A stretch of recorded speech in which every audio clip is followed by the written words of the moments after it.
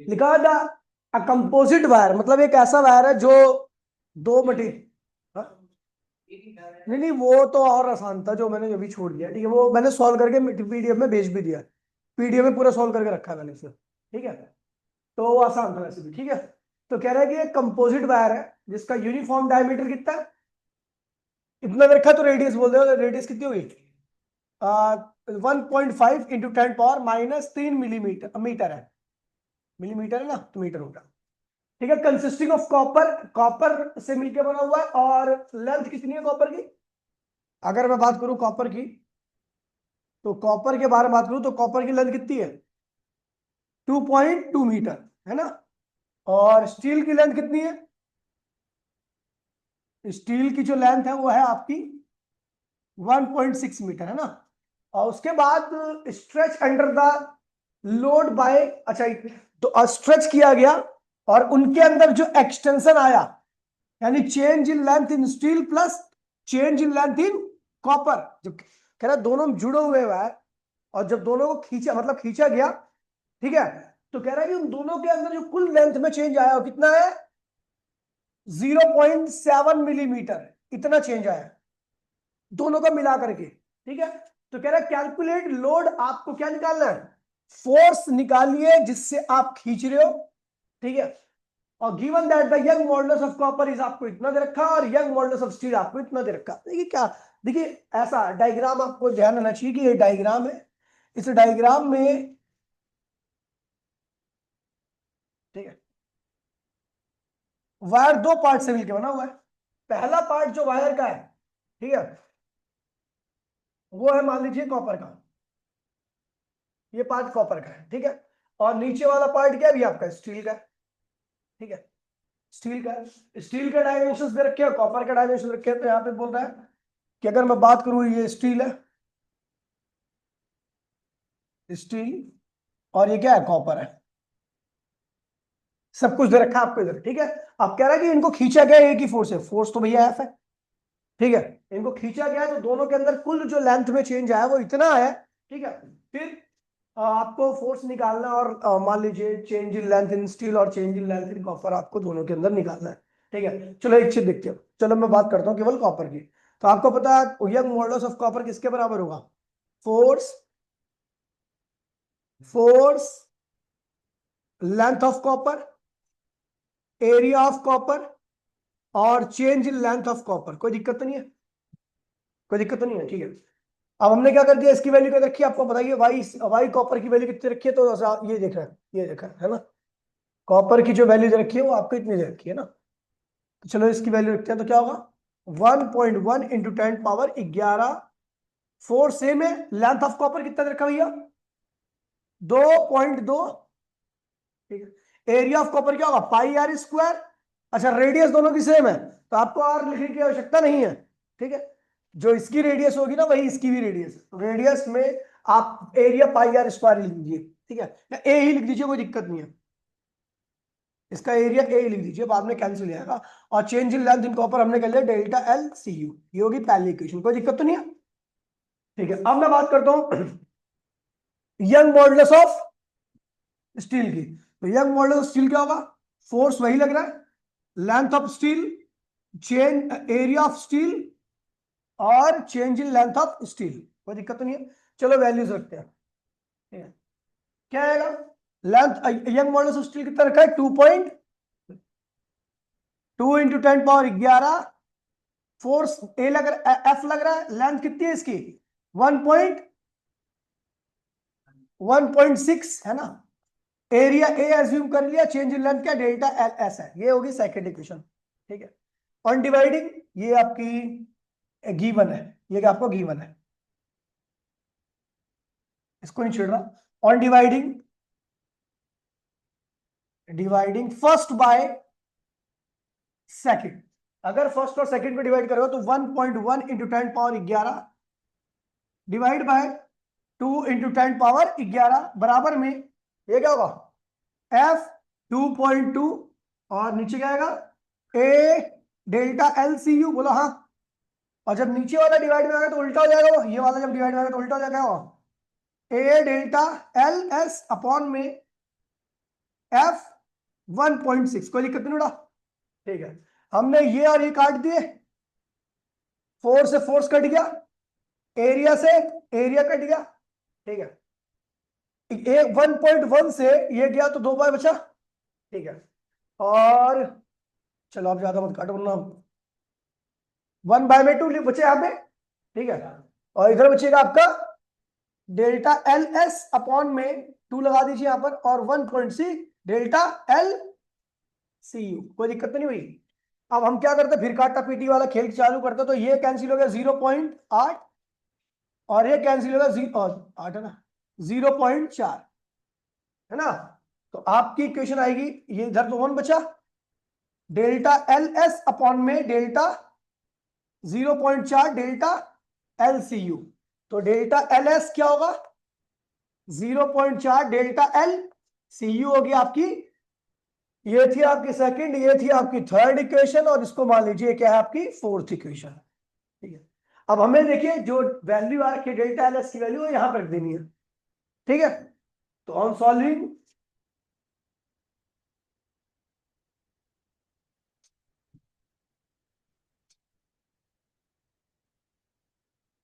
On solving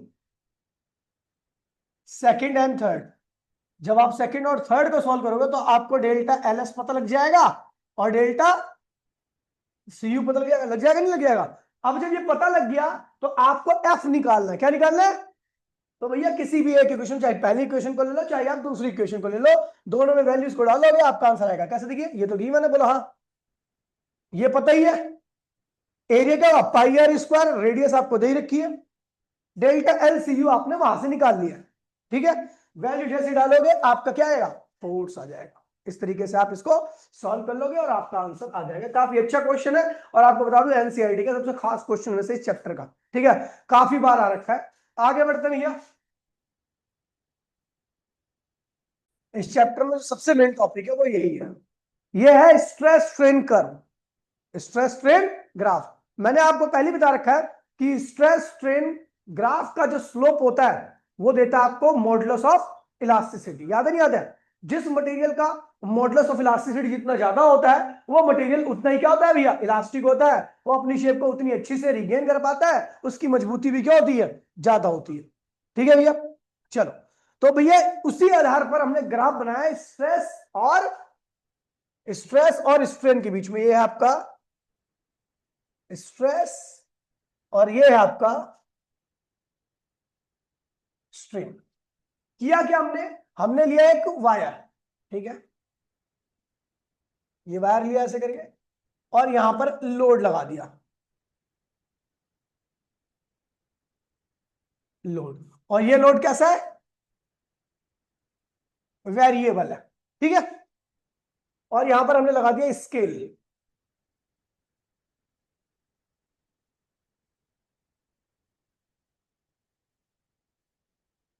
ये scale बना दिया हमने ताकि हमें पता लगता है कि इस लोड के अप्लाई करने पर वायर की लेंथ में कितना चेंज आ रहा है। ठीक है, चलो ठीक है भैया। अब हमने क्या किया, लोड बढ़ाने का मतलब है हम स्ट्रेस बढ़ा रहे हैं। क्या बढ़ा रहे हैं, और जब हम स्ट्रेस बढ़ाते हैं तो आपको पता है वायर की लंबाई यानी उसके अंदर क्या आता है, स्ट्रेन आ जाता है, एक्सटेंशन आता है ना। इस एक्सटेंशन को क्या बोला था, स्ट्रेन। यहां पर याद रखना, लोड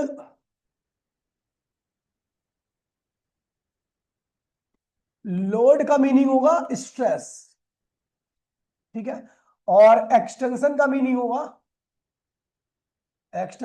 होगा स्ट्रेन, है ना।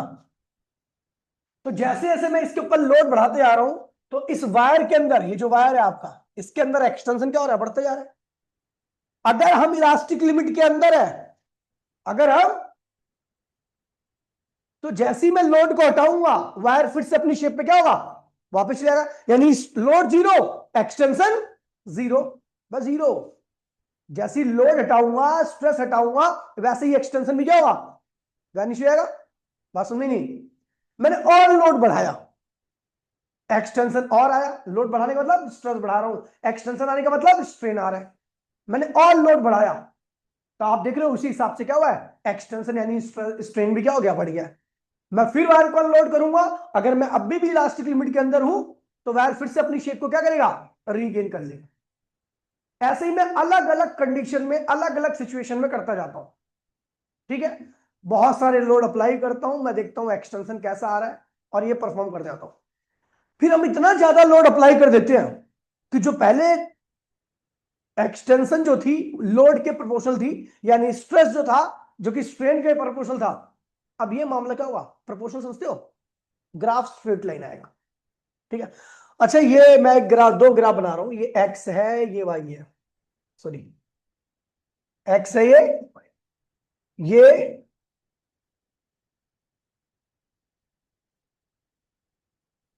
कौन प्रोपोर्शनल एक दूसरे के, ये पहला ग्राफ या दूसरा ग्राफ, देखिए एक्स के बढ़ने पे ये भी बढ़ रहा है, लेकिन इसको प्रोपोर्शनल नहीं बोलते। प्रोपोर्शनल जब भी बोलेंगे जब ग्राफ कैसा आएगा, स्ट्रेट लाइन आएगा, ठीक है भैया। मेरा वजन बढ़ रहा है उसका भी बढ़ रहा है, लेकिन अगर दोनों के बीच का जो ग्राफ है वो स्ट्रेट लाइन आ रहा है तभी प्रोपोर्शनल है, नहीं तो नहीं है। उसका भी बढ़ रहा है मेरा भी बढ़ रहा है, अब वो किस रेशियो में बढ़ रहा है इसका कोई मतलब नहीं। अगर रेशियो ही अलग आ रहा है तो भैया प्रोपोर्शनल नहीं होगा। प्रोपोर्शनल जब भी आएगा जब ग्राफ कैसा होगा, स्ट्रेट लाइन आएगा, ठीक है भैया। तो जब आप लोड को बहुत ज्यादा यानी स्ट्रेस को बहुत ज्यादा अप्लाई कर दोगे तो आप क्या देखोगे कि जो ग्राफ स्ट्रेट लाइन आ रहा था वो अब स्ट्रेट लाइन नहीं आएगा, थोड़ा सा ग्राफ स्ट्रेट से थोड़ा सा मुड़ जाएगा, ठीक है। लेकिन अभी भी आप इलास्टिक लिमिट के बाहर नहीं गए हो, इसलिए वायर को अभी भी अनलोड करोगे, अनलोड मतलब कि लोड को हटाना, ठीक है, या स्ट्रेस रिमूव करना, तो वायर फिर से कहां जाएगा, अपनी पुरानी वाली स्थिति में वापस आ जाएगा, यानी स्ट्रेस जीरो करते कराते स्ट्रेन की वैल्यू वापसी क्या होगी, जीरो होगी। समझ में बात नहीं? अब हमने क्या किया, उस पॉइंट जिस पॉइंट पर हमने देखा था एक थोड़ा ग्राफ टेढ़ा हो गया, उससे भी ज्यादा लोड अप्लाई कर दिया, नहीं उससे भी ज्यादा स्ट्रेस अप्लाई कर दिया, समझ गए।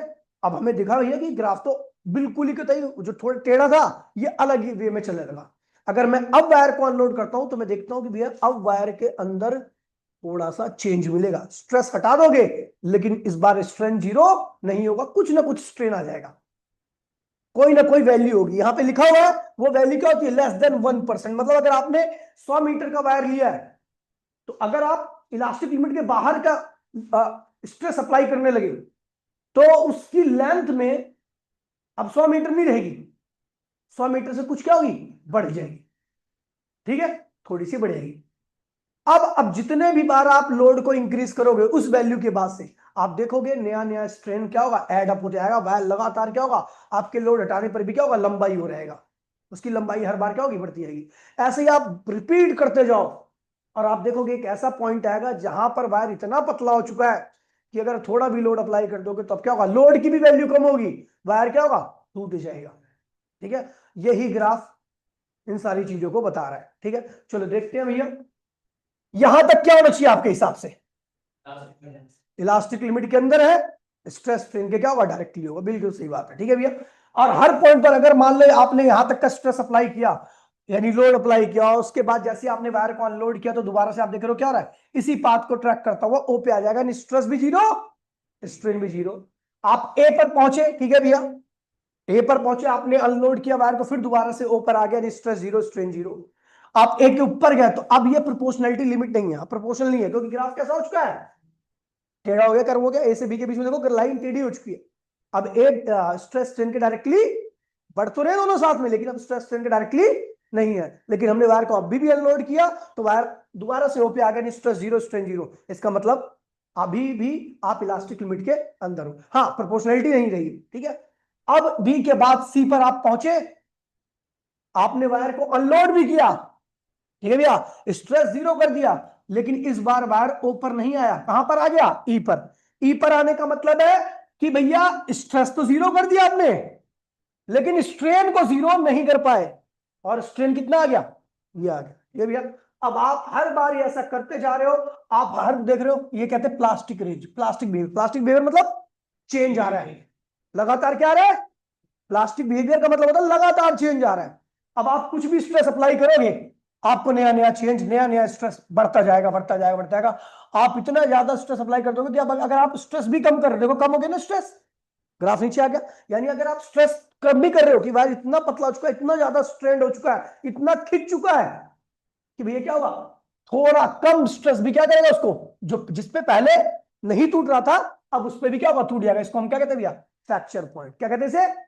चलो एक बार जो लिखा हुआ है उस सारी चीजों को एक बार मैं पढ़ देता हूं, ठीक है, ताकि आप लोगों को पता लग जाए। ठीक है भैया, क्या रहा है, stress strain curve for metallic wire shows the stress strain curve for a metal wire which is gradually being loaded। ठीक है भैया, ये लोडेड है, लगातार लोड हो रहा है। लोड कैसा है, वेरिएबल है, आप इसकी वैल्यू को घटा बढ़ा सकते हो। लिखा था initially the initial part O A, initial part क्या है भैया, ओ ए, जहां पे आप देखो ग्राफ इज स्ट्रेट लाइन, इसका मतलब यह है कि स्ट्रेस स्ट्रेन के क्या है, डायरेक्टली प्रोपोर्शनल है। और ये कहां तक है, ए तक है। कहां तक प्रोपोर्शनल है, ए तक है। ठीक है,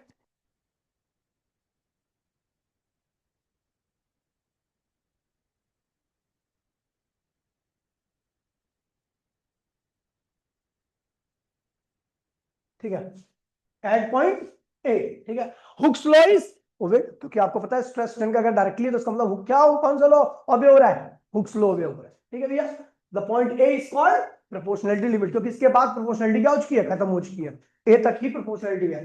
this region wire is perfectly elastic, इस रीजन में वायर क्या होता है आपका, परफेक्टली इलास्टिक होता है। लोड को हटाओगे, स्ट्रेस हटाओगे, वायर के अंदर स्ट्रेन भी क्या हो जाएगा, जीरो हो जाएगा। ठीक है भैया, यानी वायर अपनी शेप को पूरी तरीके से रीगेन कर ले रहा है। देखो after point A stress is not proportional to strain, और आप देखोगे स्लोप कम हो गया है। किसका स्लोप कम हुआ है भाई, स्ट्रेस स्ट्रेन कर्व का स्लोप कम हुआ है। और स्ट्रेस स्ट्रेन का कर्व स्ट्रेस स्ट्रेन ग्राफ का जो स्लोप होता है क्या देता है आपको, इलास्टिसिटी। यानी जब स्लोप कम होगा तो वायर की इलास्टिसिटी भी क्या होगी, कम हो जाएगी। यानी जब आपका ग्राफ नीचे डाउन हुआ तो इलास्टिसिटी भी क्या होगी उसकी, कम हो चुकी है। तो यहां लिखा हुआ है the stress is not proportional to strain and the curve portion AB is obtained। ठीक है, आपको AB मिलता है। however if the load is removed at any point between the O and B, O and B समझ रहे ना, B आपका last point था, ये वाला, ये रहा B। ठीक है, अगर आप इसके O और B के बीच में कहीं पर भी वायर को अनलोड कर दोगे तो वायर कहां जाएगा, O पर आ जाएगा। यानी स्ट्रेस जीरो, स्ट्रेन जीरो, समझ गए। ठीक है, the curve is retrace along the O B A O, B A O path को आता हुआ कहां पे आ जाएगा, ऊपर आ जाएगा। The wire attend original length, wire अपनी ओरिजिनल लेंथ को क्या करेगा, अटेंड कर लेगा। The portion O B of the graph is called elastic region, क्योंकि यहां पर वायर अपनी शेप को रिगेन कर ले रहा है। And the portion B is called elastic limit और यील्ड पॉइंट, मतलब यहां तक कि वायर को अगर आप अनलोड करोगे इतना स्ट्रेस डाल करके तो भैया वायर क्या होगा, अपने आप को रिटेन कर लेगा, रीगेन कर लेगा, उसके अंदर कोई चेंज आने वाला नहीं है। The stress corresponding to the yield point is called yield strength. खैर ये सब ज्यादा ध्यान रखने वाली बात नहीं है, अप टू पॉइंट भी। ठीक है, आप देखोगे यहाँ पे the elastic force of the material are conservative. ठीक है, इलास्टिक फोर्स कैसा होता है, कंजर्वेटिव होता है। और कंजर्वेटिव फोर्स के द्वारा किया गया वर्क पाथ पे डिपेंड नहीं करता। क्लोज पाथ में वर्डन की वैल्यू क्या आती है, जीरो आती है, याद है। चलो ठीक है, और इस फोर्स के अगेंस्ट में अगर आप वर्क करोगे तो कौन सी एनर्जी आएगी, पोटेंशियल एनर्जी। उस एनर्जी को हम बोलेंगे इलास्टिक पोटेंशियल एनर्जी। यानी वायर के अंदर भी कौन सी एनर्जी आ रही है, वही तो वायर को रिस्टोर कर रही है, क्योंकि पोटेंशियल एनर्जी क्या करती है, रिस्टोर करती है। ठीक है, the elastic force of the material are conservative when the material returns to its original size the burden producing the deformation is completely recovered. मतलब हम जितना खींचने में वर्क करते हैं ना उसके अंदर एनर्जी आती है, वही एनर्जी उसको कहां ले जाती है, ओरिजिनल स्टेट पे ले आती है। यानी पूरा का पूरा वर्क जो हमने किया वो रिकवर कर दिया जाता है वायर के द्वारा। समझ गया, चलो आगे बढ़ते भैया। कुल वर्क की वैल्यू क्या आती है, जीरो, क्योंकि हम ए से बी पे ला रहे हो, वायर कहां चला गया, उस एनर्जी की वजह। ठीक है, आगे बढ़ते हैं।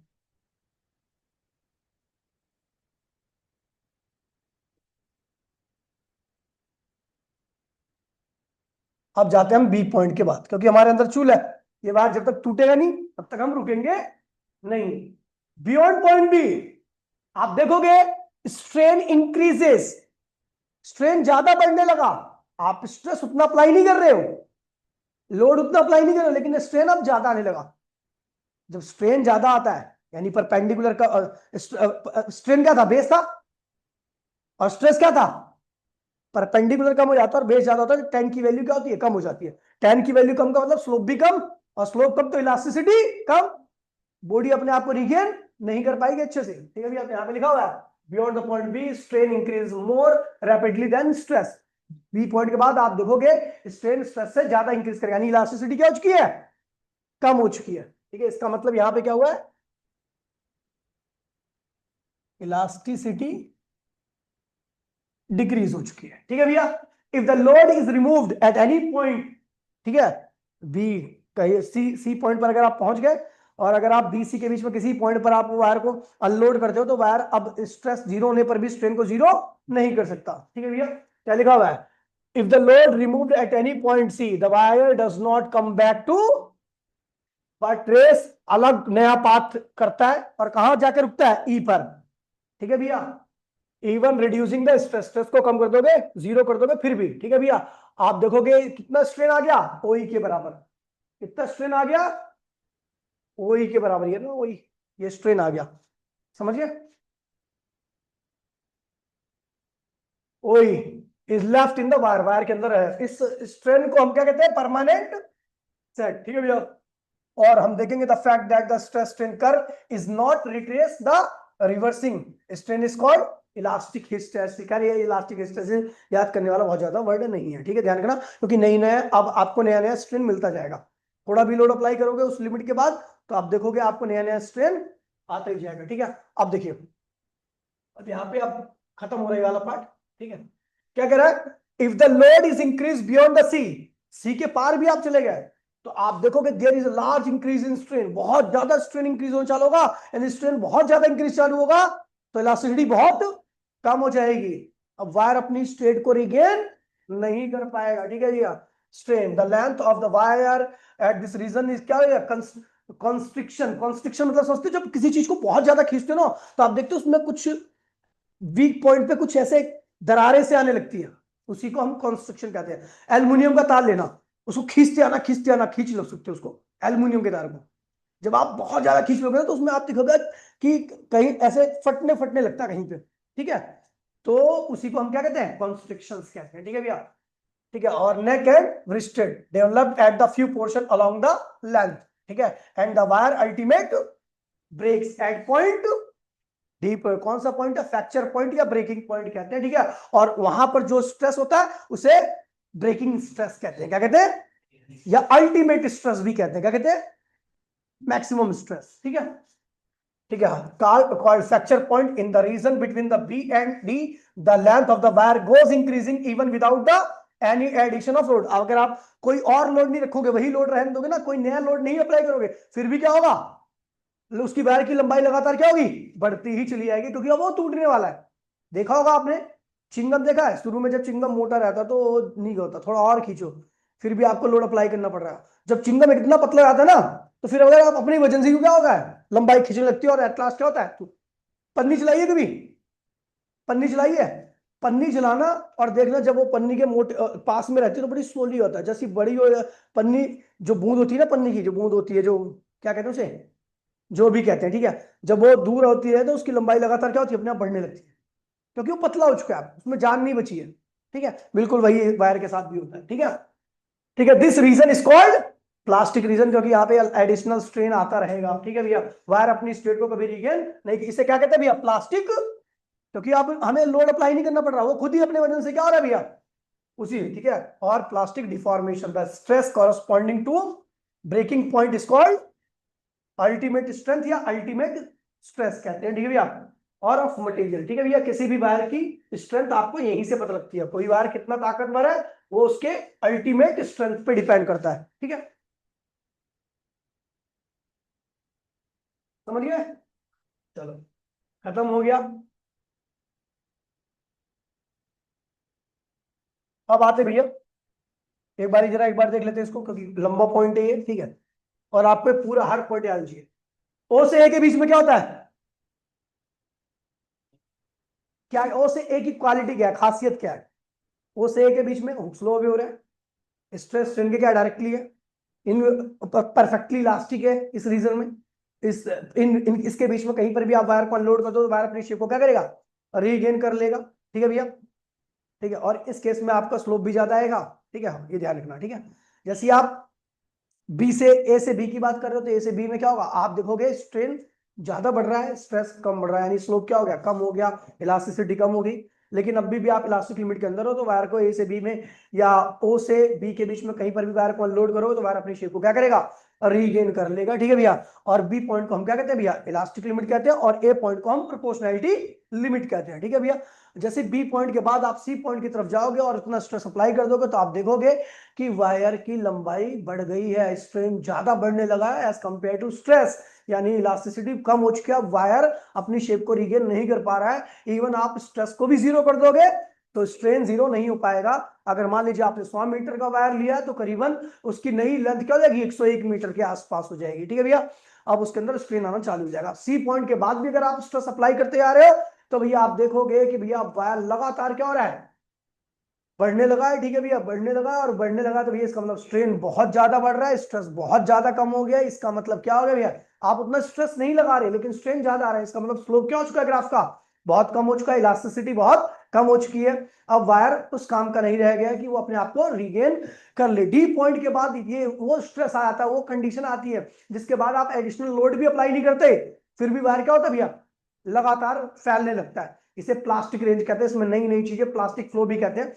इसमें नया नया स्ट्रेन क्या होता है, ऐड अप होता रहता है। आप एक्स्ट्रा लोड भी नहीं अप्लाई करोगे फिर भी यहाँ पर क्या होगा, नया नया लोड आता ही रहेगा। समझ में बात नहीं, ठीक है भैया। और उसके बाद डी पॉइंट पर एक ऐसी लिमिट आती है इसमें टूट ही जाता है, इसे अल्टीमेट स्ट्रेंथ कहते हैं। कोई दिक्कत तो नहीं है भैया, समझ गए। ये चीज ध्यान रखना क्योंकि यहां से बहुत सारे क्वेश्चंस आते हैं, ठीक है। अभी आप देखोगे, ठीक है, मैं कुछ दो तीन चीजों के बारे में बात कर रहा हूँ, मटेरियल के बारे में, इसी ग्राफ के ऊपर, ठीक है।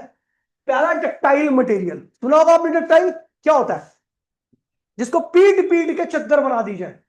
3 वायर बना दिया है, चलो 3 वायर बना दी है। केमिस्ट्री ना bro, and I am the part of impulse, तो I don't know about chemistry, ठीक है। चलो डक्टाइल मतलब क्या होता है, जिसको 3 वायर मतलब पतला खींचा जा सके, बहुत दूर तक खींचा जा सके, ठीक है। अच्छा बहुत दूर तक खींचा जा सके मतलब जल्दी टूट तो नहीं रहा, तभी तो हम खींच पा रहे हैं।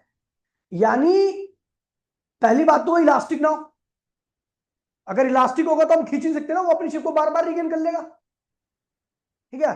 इसका मतलब उसकी इलास्टिसिटी कम हो लेकिन ब्रेकिंग पॉइंट क्या हो, बहुत दूर हो, तभी हम, अगर इलास्टिक लिमिट कम है तभी हम उसको खींच करके बड़ा बना सकते हैं। अगर आप देखो कि वायर बहुत ज्यादा इलास्टिक है ना तो आप खींचोगे फिर दोबारा से वैसे हो जाएगा, तो आप उसको वायर नहीं बना सकते, ठीक है। आप उसी वायर को खींच करके बड़ा लंबा, सोना, सोने की आप 2 ग्राम वायर को करीबन 5 किलोमीटर लंबा वायर बना सकते हो, इतनी ज्यादा खींचा जा सकता है। इसका मतलब वो बहुत ज्यादा डक्टाइल है, वो इलास्टिक तो नहीं है लेकिन उसकी ब्रेकिंग पॉइंट बहुत दूर है, ठीक है। तो डक्टाइल मटेरियल ऐसे मटेरियल होते हैं जिनका इलास्टिक लिमिट तो कम होती है लेकिन ब्रेकिंग पॉइंट क्या होता है, बहुत दूर होता है। आपको इनको तोड़ने के लिए बहुत ज्यादा ही स्ट्रेस अप्लाई करना पड़ेगा। आप ग्राफ देख रहे हो, ये देखो, ये क्या है भैया, ग्राफ सीधा एकदम, बोलो हाँ, सीधा होने का मतलब क्या है, इलास्टिक लिमिट के अंदर इलास्टिसिटी, इलास्टिक वायर है, परफेक्टली इलास्टिक जैसा बिहेव कर रहा है, हुक स्लो वे हो रहा है। लेकिन आप देखोगे, ठीक है, डी क्या है, ब्रेकिंग पॉइंट है। अगर ए डक्टाइल मटेरियल के लिए एडी की वैल्यू क्या होती है, बहुत ज्यादा। वो डक्टाइल मटेरियल एडी क्या होगा, टू लार्ज, बहुत दूर होगा इनके बीच में सेपरेशन, तभी आप उसको खींच करके लंबा बना सकते हो। टूटने नहीं चाहिए, ए के बाद ही तो खींचेगा और डी पे टूट जाएगा। तो हमें खींच के लंबा बनाने का मतलब कि खींचना भी चाहिए और टूटना भी चाहिए, यानी ए और डी के बीच में सेपरेशन कौन चाहिए, ज्यादा होना चाहिए, ठीक है भैया, ध्यान रखना। तो the material which have large plastic, मतलब उसके अंदर नया नया स्ट्रेन जुड़ता जाए, ठीक है भैया, extension are called ductile material. जैसे कि आपको दिखा हुआ है स्ट्रेस स्ट्रेन कर्व क्या होता है भैया, इनका फ्रैक्चर पॉइंट क्या होता है, फ्रैक्चर पॉइंट मतलब वो टूटने वाला पॉइंट इलास्टिक लिमिट के बहुत दूर होता है। क्या होता है, लेस फॉर ला, ये क्या है, good ductile material, good ductile, ठीक है। और एडी अगर स्मॉल है, एडी स्मॉल है मतलब कि इलास्टिक लिमिट के बाद ही टूट जा रहा है, तो क्या है, बैड डक्टाइल, ये ज्यादा खींच नहीं सकता। समझ गए भैया, तो वायर बनाने के लिए आप क्या चाहिए आपको, गुड या बैड, समझ गए भैया। चलो आगे बढ़ते हैं।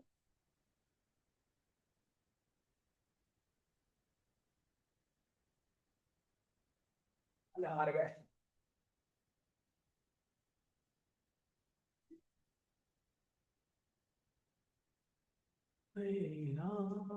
अब आ रहा ब्रिटल। ब्रिटल क्या होता है भैया, जो टूट गया, थोड़ा ही मोड़ा टूट गया, इसका मतलब उसकी इलास्टिक लिमिट और ब्रेकिंग पॉइंट दोनों बहुत पास में होते हैं। तो ब्रिटल क्या होता है, अगर मैं बात करूं, अच्छी जी, स्ट्रेस स्ट्रेन, ब्रिटल के लिए ये क्या, इलास्टिक लिमिट, और ये क्या है, डी क्या है, ब्रेकिंग पॉइंट है। एडी क्या होगा, टू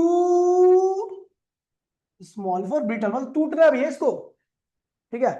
इलास्टिसिटी, जैसे इलास्टिक लिमिट के बाहर गया है, मोड़ो टूट गया। एग्जांपल भैया, जैसे एग्जांपल यहाँ पे लिखा हुआ है, glass, ceramic, cast iron. Cast iron समझते हो, जिसका नलका नहीं बन के आता, नलका, नलका जिस आयरन का बना होता है उसे कास्ट आयरन कहते हैं। उसको आप थोड़ा भी करोगे ना, टक कर टूट जाएगा। ये मत सोचना कि आपसे टूट जाएगा, आप उसको थोड़ा भी मोड़ोगे, अगर वो बैंड तो नहीं कंडीशन में आ गया तो टूट जाएगा। नॉर्मल आयरन देखोगे तो आपको उसको मोड़ दोगे, मुड़ भी जाएगा पूरा। लेकिन कास्ट आयरन, हत्ती कभी देखिए कोई वो नलके का कोई पार्ट ऐसे टेढ़ा होकर ऐसे बैठा हुआ नहीं होता ना, क्यों, क्योंकि वो जिसका बना होता है ना वो सेरेमिक आयरन होता है, ठीक है। उसमें बहुत सारा क्या होता है, वो रेत होती है, रेत, उस आयरन के अंदर बहुत सारी रेत मिक्सअप करके बनाया जाता है, ठीक है। क्योंकि नलके का लगातार यूज होगा, लगातार यूज होगा तो हत्ती वत्ती क्या होगी, टेढ़ी जाएगी। इसलिए वो हार्ड आयरन बना देते हैं। हार्ड आयरन बनाने के लिए हम आयरन के साथ बहुत सारी रेत को क्या करते हैं, पिघला देते हैं, ठीक है, समझ गया। तो ये सब ग्लास भी इसका एग्जाम्पल है बस, ठीक है भैया। तो डक्टाइल के लिए जो इसका ब्रेकिंग पॉइंट है वो बहुत क्लोज होना चाहिए किसके, इलास्टिक लिमिट के, ठीक है। अब आता है भैया,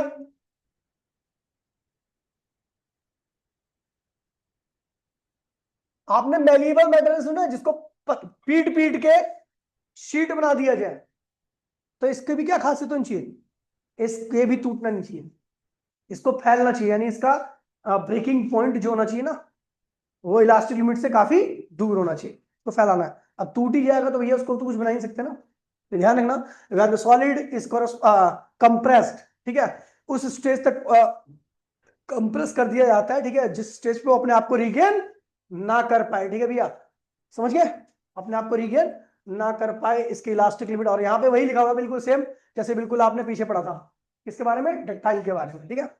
इसका देखो, ये क्या है, इलास्टिक लिमिट है, यहां तक आप किसी चीज को पिचकाओगे ना, वापसी वैसी हो जाएगी।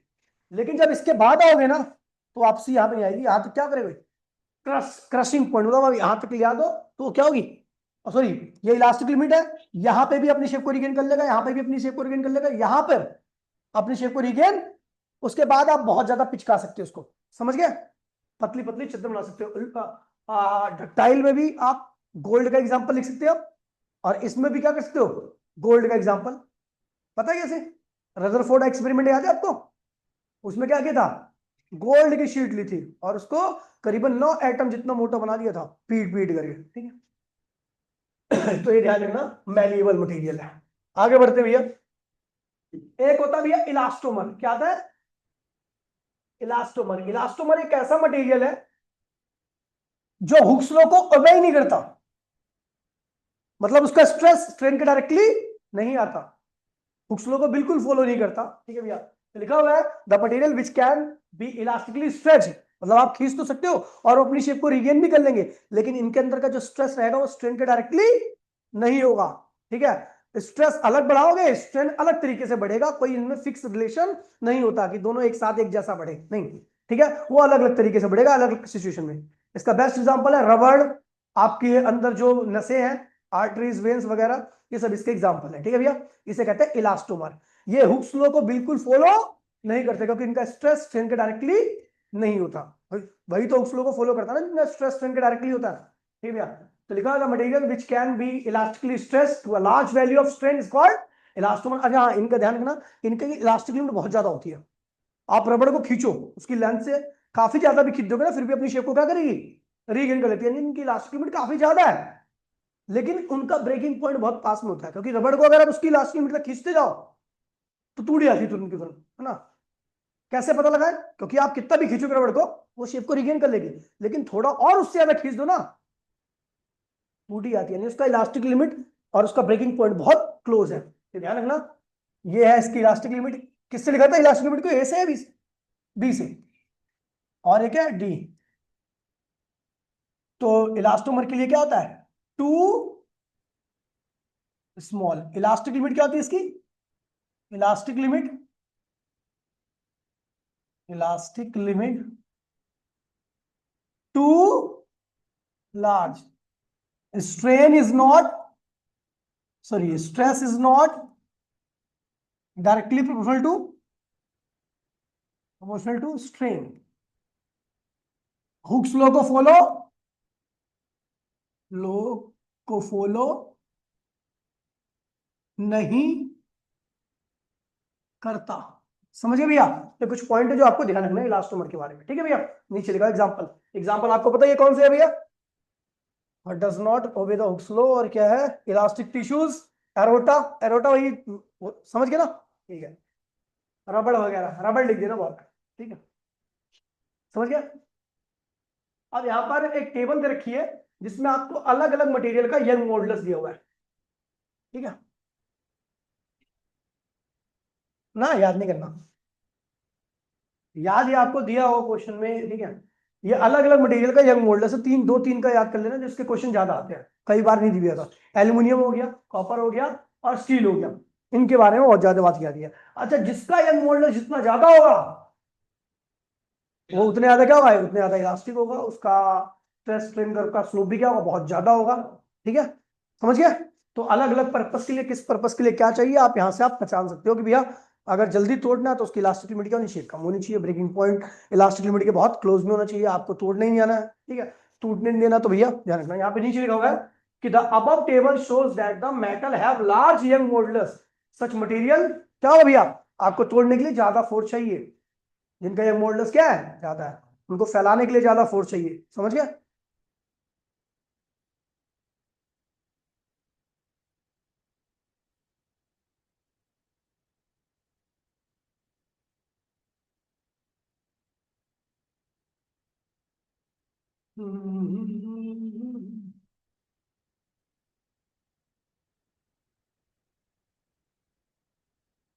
ठीक है, यहां लिखा हुआ है, ठीक है।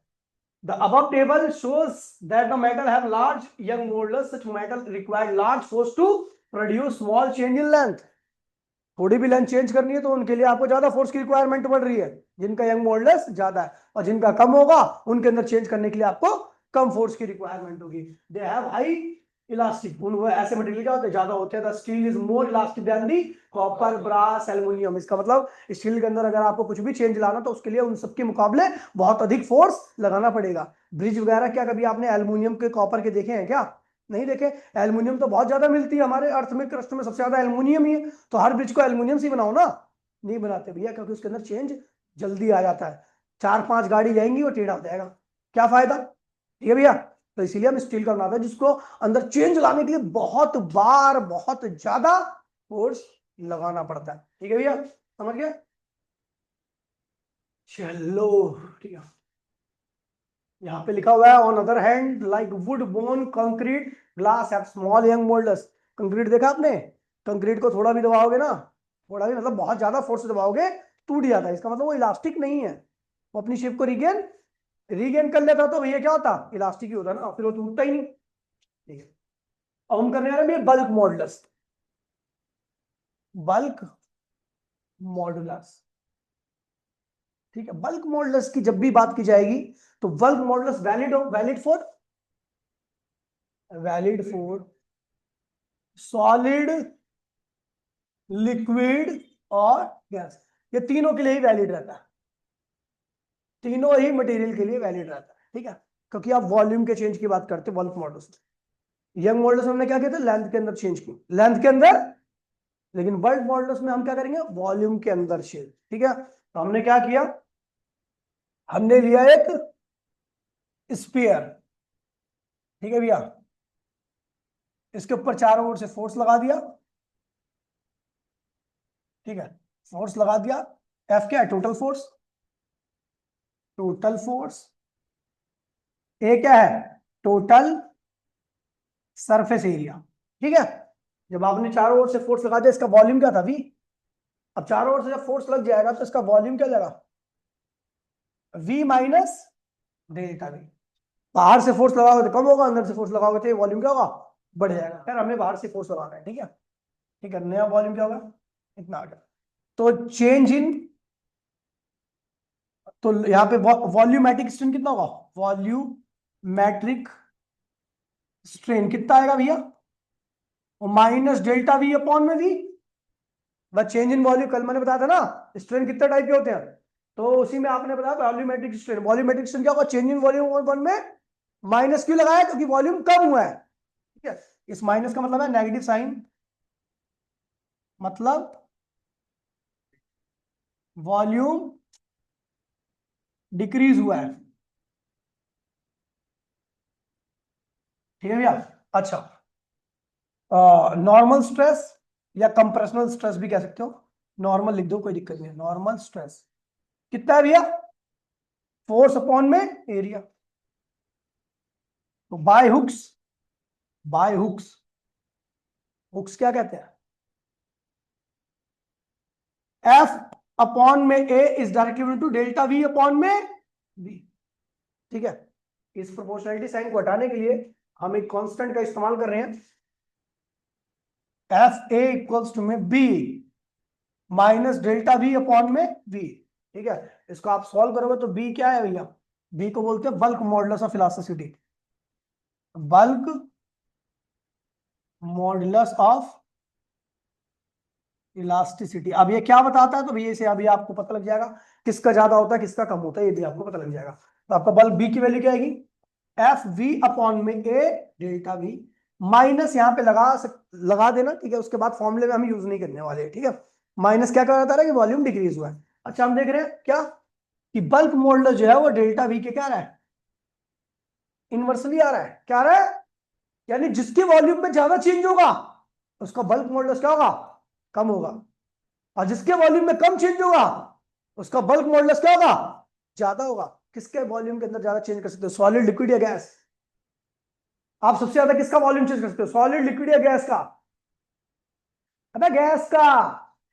सबसे ज्यादा वॉल्यूम आप गैस का चेंज कर सकते हो, यानी जब से सबसे ज्यादा वॉल्यूम अगर आप गैस का चेंज कर सकते हो तो इसका मतलब उसका बल्क मॉडुलस क्या होता है, सबसे कम होता है। सो रहा है क्या, ठीक है।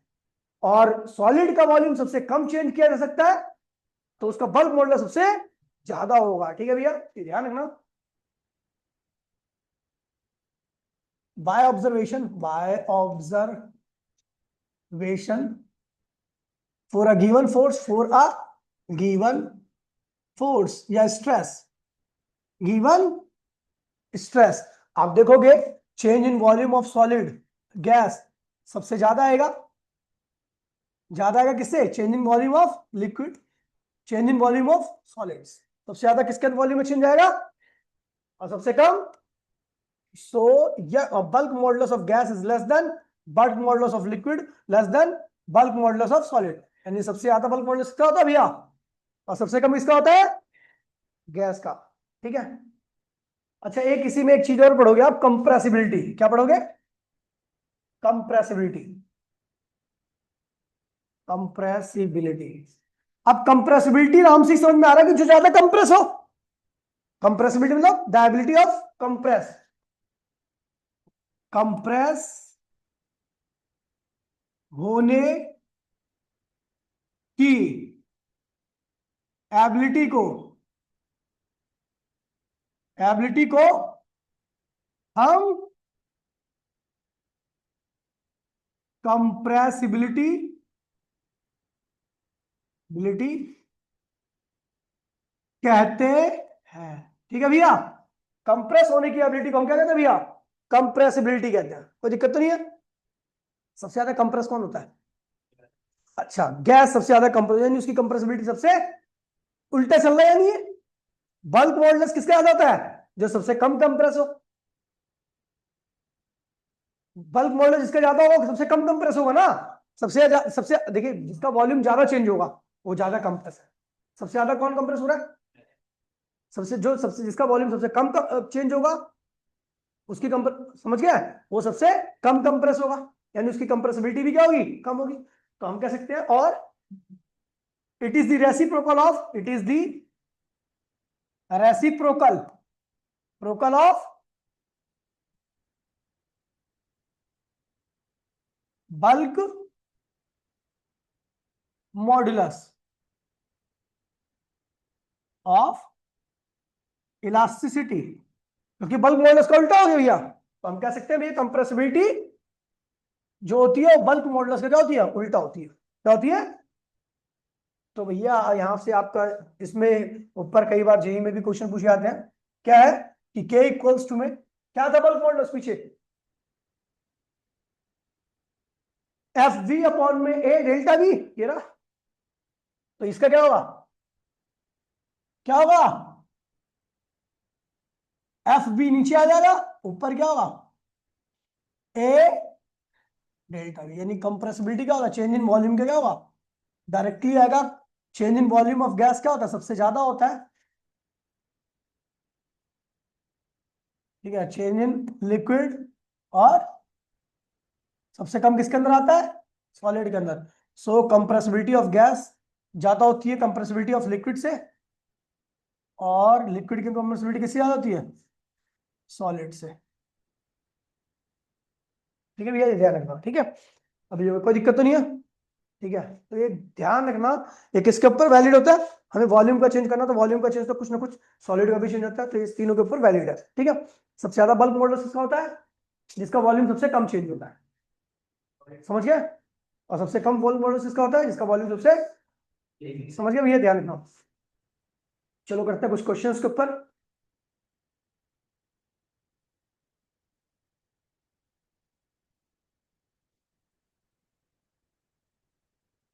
ये देखिए,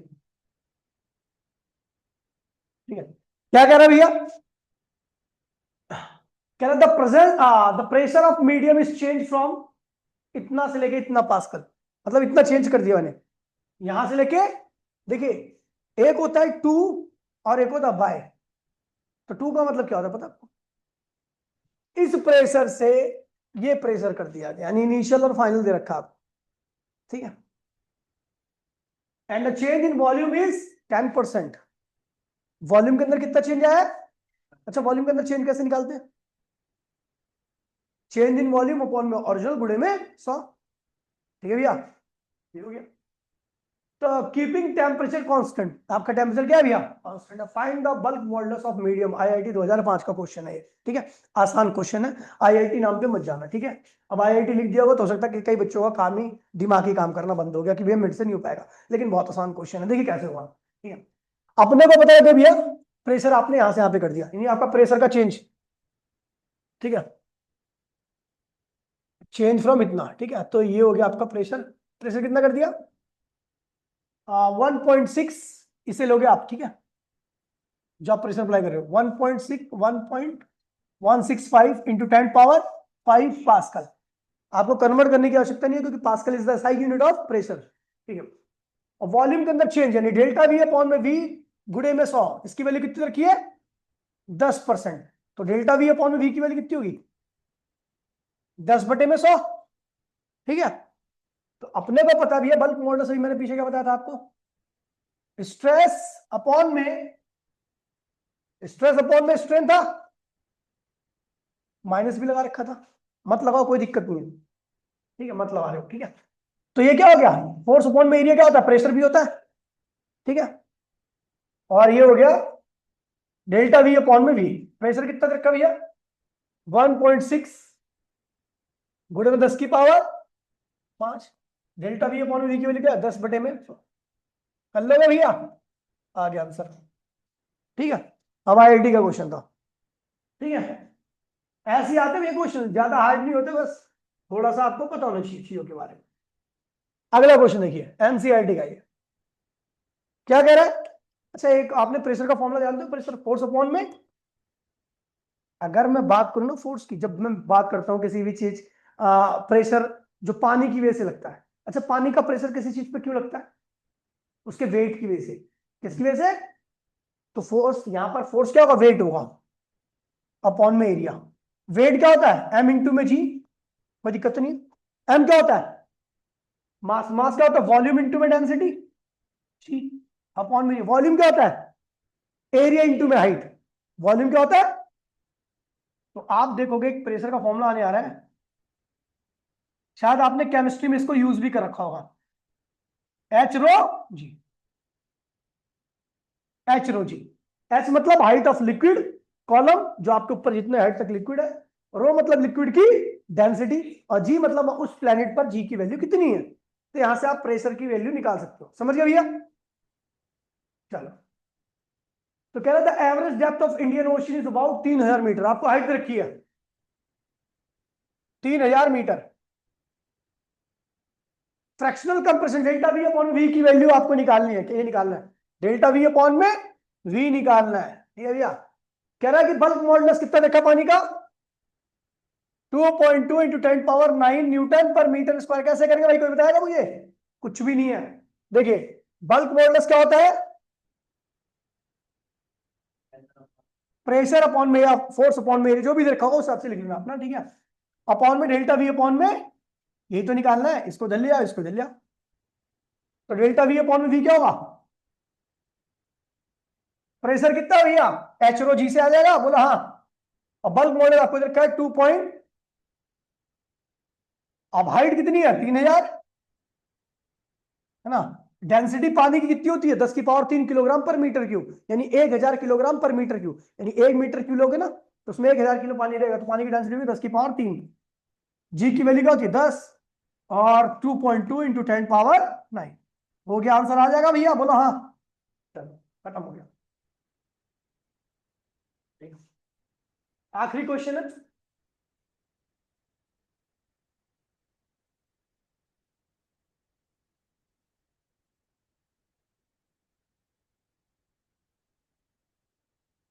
क्या कह रहा है?